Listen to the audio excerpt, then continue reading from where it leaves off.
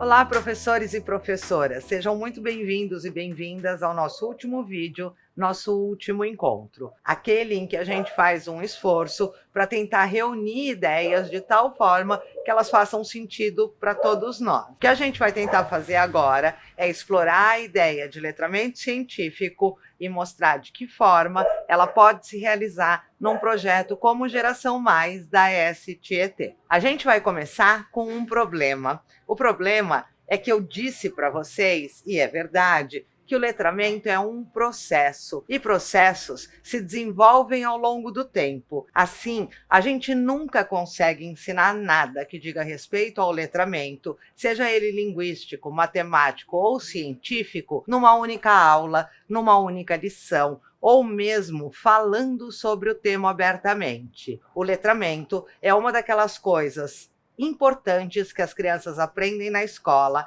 As mais importantes são aprendidas assim, olhando para a cara dos adultos e observando como os adultos reagem, respondem e se comportam nas mais diversas situações. É aqui que é importante a gente entender que um projeto só se torna um projeto quando chega às mãos de um professor ou de uma professora dispostos a abraçá-lo e colocá-lo em execução em sua sala de aula com seus alunos e alunas. Antes disso, um projeto pode ser um conjunto de boas ideias ou um monte de papel colorido, mas nunca passará disso. Assim, o que importa aqui são aquelas pequenas delicadezas que professores e professoras fazem cotidianamente, várias vezes ao dia, quando estão dedicados a ensinar alguma coisa a seus alunos e alunas. As formas como você escolherá corrigir procedimentos ou informações que seus alunos tragam. A forma como você escolherá fazer intervenções para que eles ampliem algum tipo de conhecimento e aprendam então coisas interessantes. A forma como você escolherá apresentar os textos e conhecimentos pela primeira vez, de tal forma que eles pareçam tão interessantes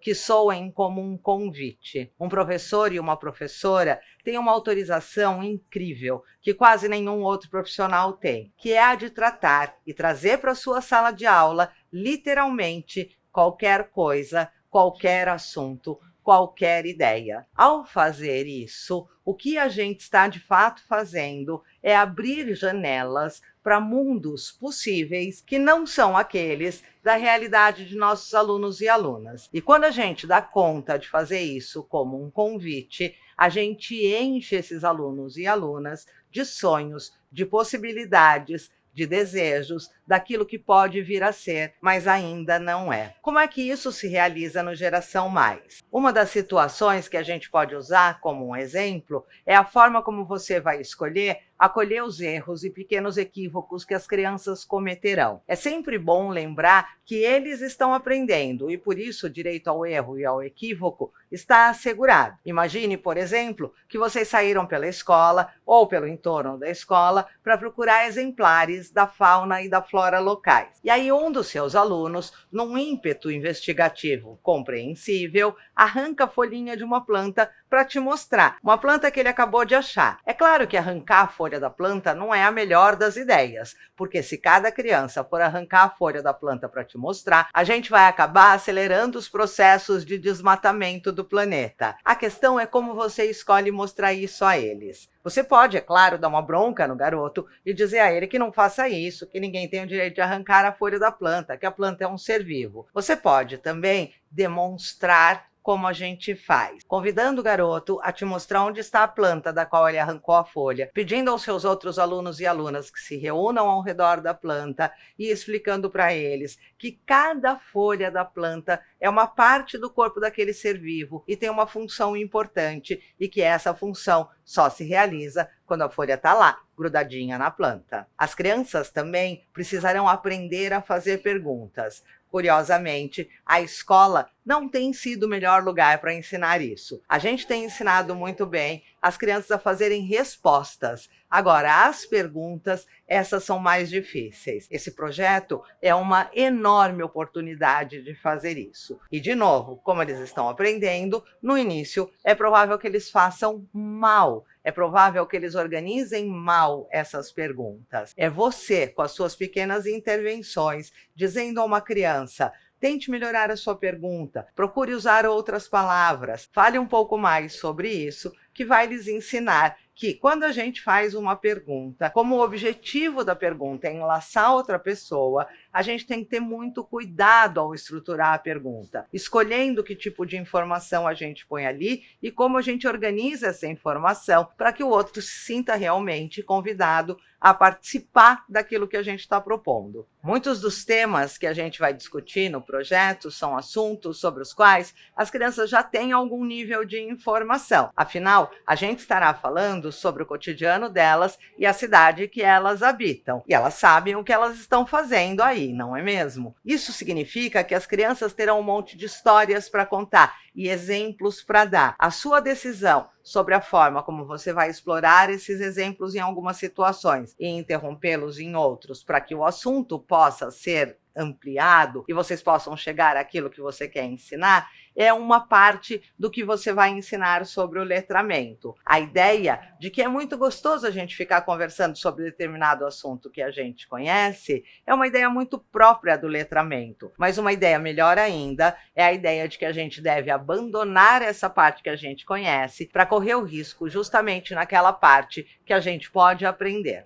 As produções que as crianças farão para cada momento do projeto devem ter um sentido social ou uma função social importante. Assim, quando eles criam a campanha de utilidade pública para convencer todo mundo que frequenta a escola a participar de ações que tornarão a escola mais eficiente do ponto de vista do consumo da energia elétrica e da água, é importante que você trate com cuidado aquilo que eles produzem. Se eles fazem cartazes, os cartazes devem ser colocados em lugares onde eles efetivamente serão lidos. E você deve orientar seus alunos e alunas para que façam cartazes que convidem a essa leitura, cuidando das cores, do tamanho das letras, do tipo de ilustração que eles vão colocar ali. O cartaz é uma leitura que se faz de passagem. Os textos devem ser breves, os títulos devem ser grandes. Você pode ensinar tudo isso e, ao ensinar, você está mostrando aos seus alunos e alunas uma função importante do letramento e, em particular, do letramento científico, porque uma das coisas que é realmente importante para a ciência hoje é a divulgação daquilo que a ciência conhece. É importante para a ciência que outras pessoas saibam aquilo que ela está produzindo. E os cartazes para as crianças cumprem essa função. Há mais de um momento no projeto em que as crianças realizarão atividades que envolvem a comunidade. Em muitas situações, eles procurarão parceiros para ajudá-los a realizar algumas das coisas que estão propostas nas atividades. Pode ser para conhecer melhor as árvores que existem aí na cidade de vocês. Pode ser que eles procurem alguém da Secretaria de Meio Ambiente ou um biólogo, que pode até dar aula na escola, mas não necessariamente para eles. Eles procurarão parceiros também para investigar a história da represa. Eles terão que entrevistar outras pessoas para saber isso. Afinal, eles são muito pequenininhos e a represa é muito mais antiga que eles. Eles também procurarão parceiros para entender como e onde instalar a horta, os melhores ângulos e lugares da escola para que as plantas recebam a quantidade de sol necessária para que elas cresçam. Quando a gente procura parceiros, é super importante que a gente ensine as crianças que, se a gente convidou alguém a participar de uma atividade, em algum momento a gente tem que voltar a esta pessoa e contar a ela que destino a atividade teve. É muito delicado quando um professor ou uma professora ensina seus alunos e alunas que cada pessoa que os ajudou a construir a horta na escola deve receber um pezinho de verdura quando elas finalmente crescerem. É muito delicado que um professor ou professora ensine seus alunos e alunas que, antes de entrevistar alguém, a gente tem que contar por que a gente está fazendo aquelas perguntas, o que a gente quer saber e que tipo de trabalho isso vai resultar ao final da entrevista. Mais do que tudo, um projeto dessa natureza requer que as crianças estejam num ambiente intelectualmente seguro. Ninguém faz uma pergunta se imagina que os outros rirão daquilo que ele está falando. Ninguém erra se imagina que um erro produzirá algum tipo de isolamento ou afastamento social. De mais a mais, a sala de aula deveria ser sempre esse ambiente seguro, porque aprender envolve uma série de riscos. E se as crianças não se sentem seguras, a primeira coisa que elas vão fazer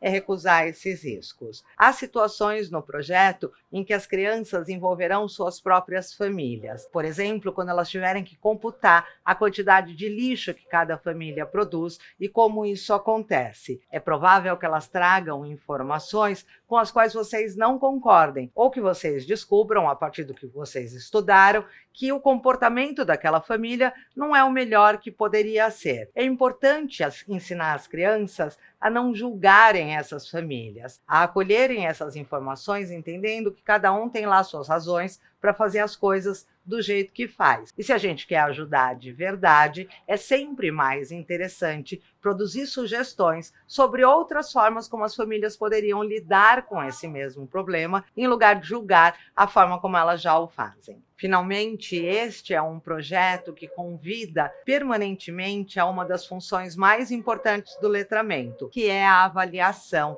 e o planejamento de novas ações. Como em todos os casos, a gente pedirá às crianças que proponham o que elas querem fazer. E mais importante que isso, que expliquem como elas poderão fazer isso, que tipo de ajuda elas precisarão, que recursos elas já têm e que recursos elas precisarão conseguir para executar essas ações. A avaliação é uma necessidade premente. A avaliação que aparece no projeto é uma modalidade de avaliação que se chama avaliação por rubricas. Ela tem uma função formativa preciosa que vocês deveriam usar exaustivamente. É basicamente uma avaliação em que a gente mostra para as crianças antecipadamente aquilo que vai ser ensinado, o caminho que elas devem percorrer para sair de uma posição A do conhecimento e chegar a uma posição B, bem mais ampliada, desse mesmo conhecimento. Quando a gente mostra isso para as crianças,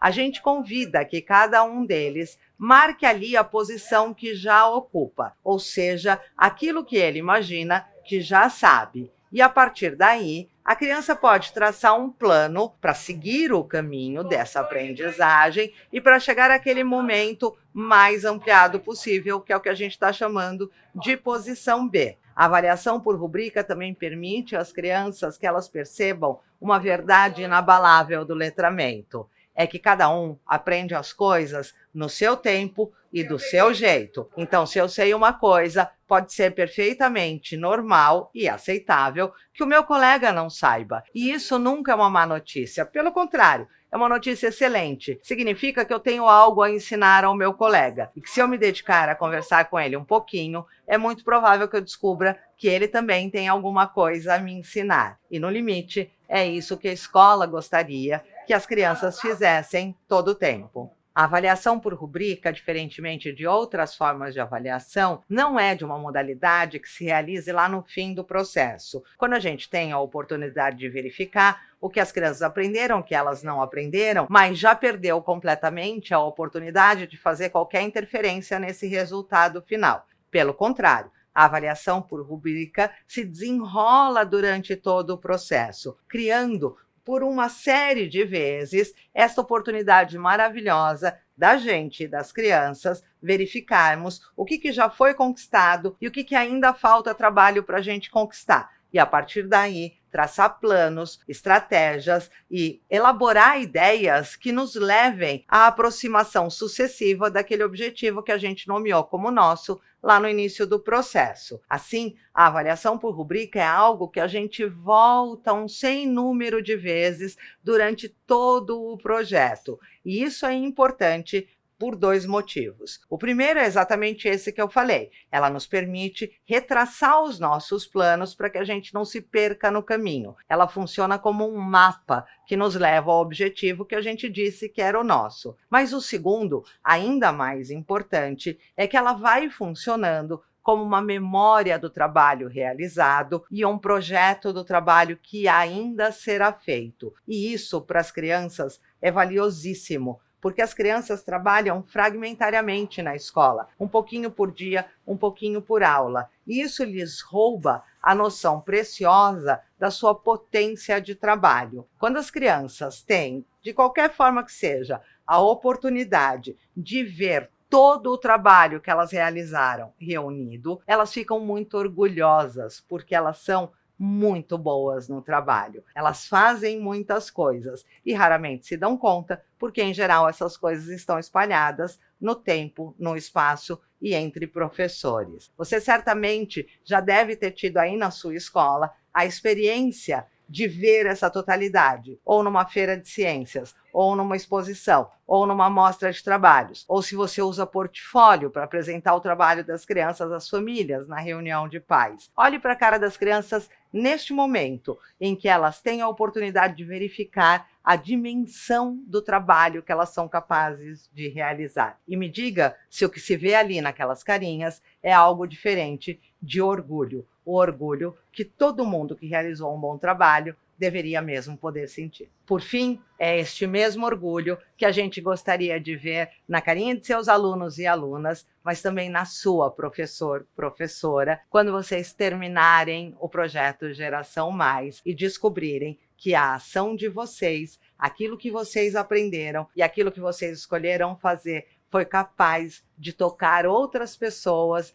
da sua comunidade de uma forma importante. Quando vocês entenderem que cada um de nós pode participar da solução de problemas que dizem respeito a toda a humanidade. E isto é uma escolha que a gente convida você a fazer agora, exatamente para que você possa convidar seus alunos e alunas a se juntarem a você e participarem desta coisa tão bonita que a gente chama de ensinar e aprender.